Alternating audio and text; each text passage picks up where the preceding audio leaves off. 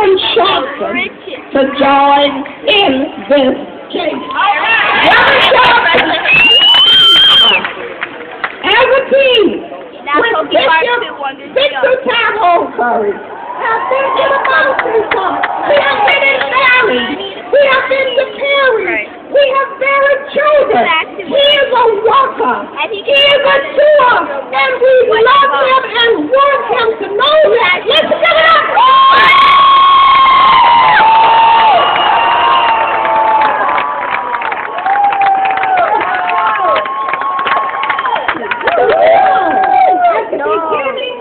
Of this rally, and Sabrina and Tracy can attest to this,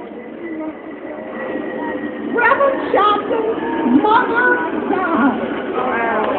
The first day she died, she had the rally planned, and he said to me, Congresswoman Wilson, I am going forward with what I have planned, because this is what my mother would want me to do. This is a statesman. This is a gentleman. This is a man of God, and this is a man who's living so high that he has his own show on MSNBC.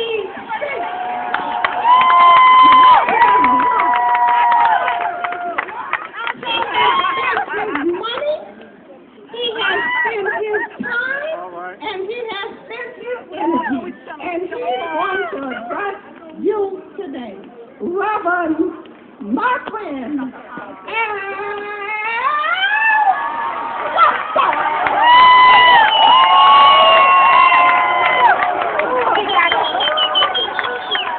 no justice, no justice, no justice, no justice, no justice. What do we want? What do we want? What do we want? When do we want it? When do we want it? When do we want it? When do we want it? When do we want it? When do we want it? When do we want it? All right.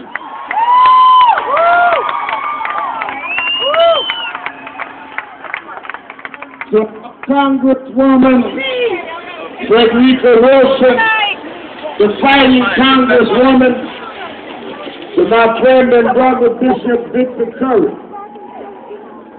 to all of those that thought it not robbery to be here today and put aside whatever they plan. When the family is in trouble, schedules are canceled. All right. And people that are really serious come together.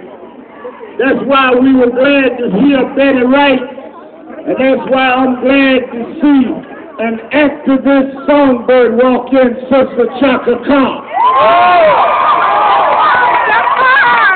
Give Chaka Khan a big hand.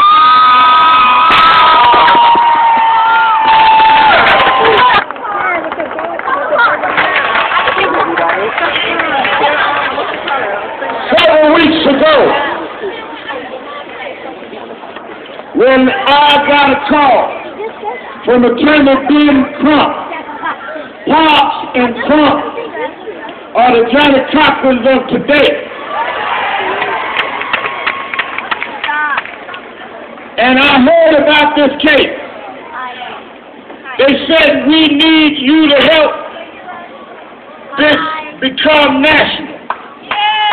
I talked to the mother and father. I promised them that we would be here until Zimmerman is arrested.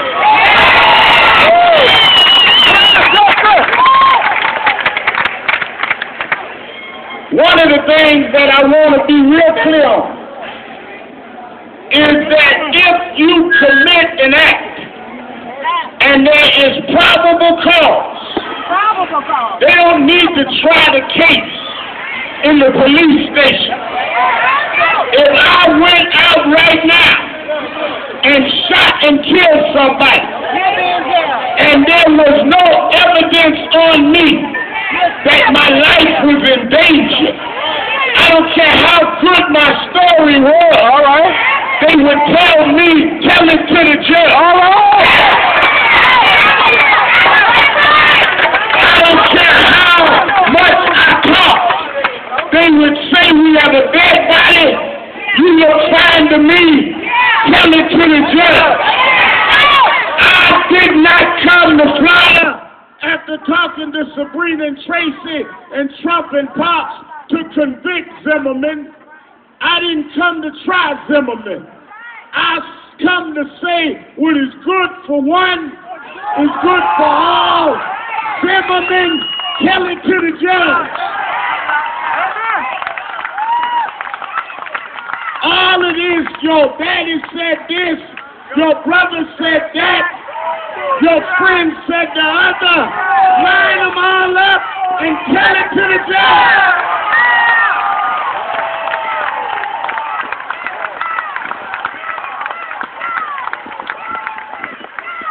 But we cannot live in a nation where some of us go and are arrested on probable cause and others are released because they told an improbable story. Improbable. Now, I got to say this. Guy asked me, Sabrina, when I was coming through the airport, Reverend, why are you in this? And I started to tell him, y'all call me, but that ain't his business. What I told him was, I've come to Miami with Bishop Curry and went to Miami Gardens and told black gangbangers to stop shooting each other. We marched in Miami with Frederica Wilson against black on black crime.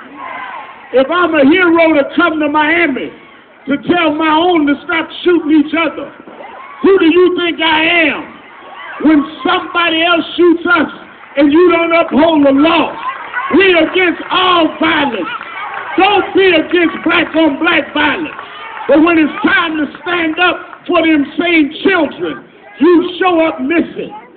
Zimmerman must face the same law that we tell the young folk in Miami Gardens. And if you can't stand up to Zimmerman, you can't stand up to the children in Miami Gardens.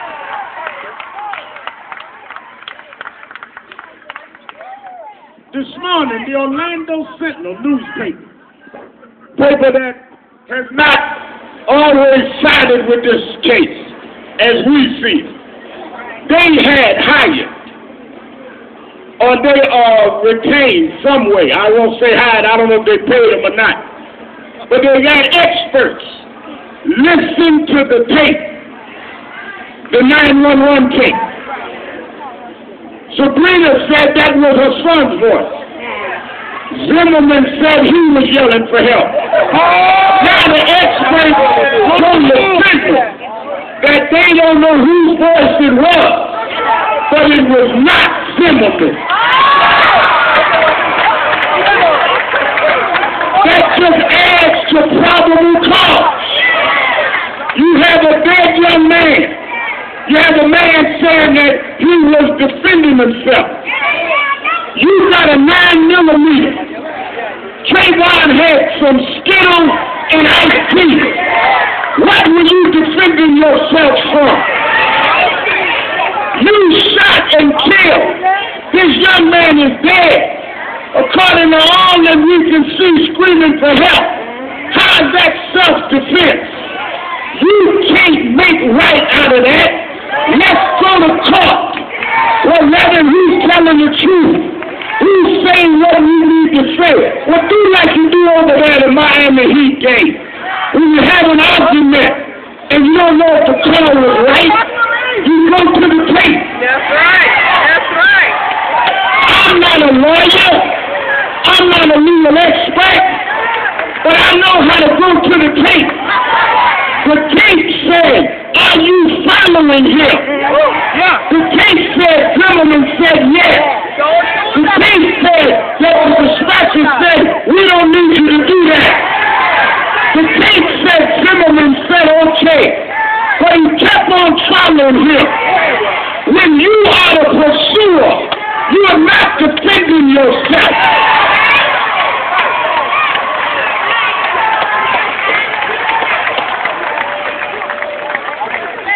They say, well, y'all cannot raise the level of tension to violence. We've had a rally all over this state. We rallied in Sanford. Tens of thousands of us. Not one violent incident. We came back to the city commission. Thousands of us. Not one incident. Yesterday we marched in Sanford again. Not one incident. We had the Million Hoodie March in New York. Not one incident. All over the country they marched. Not one incident. They marched yesterday in London, England. Not one incident. The only violence that we've seen is when George Zimmerman shot Trayvon Martin. Don't talk to us about violence. Handcuff the violent one. But this time, book them, mugshot them, stand them on the line, and tell them to tell it to the judge.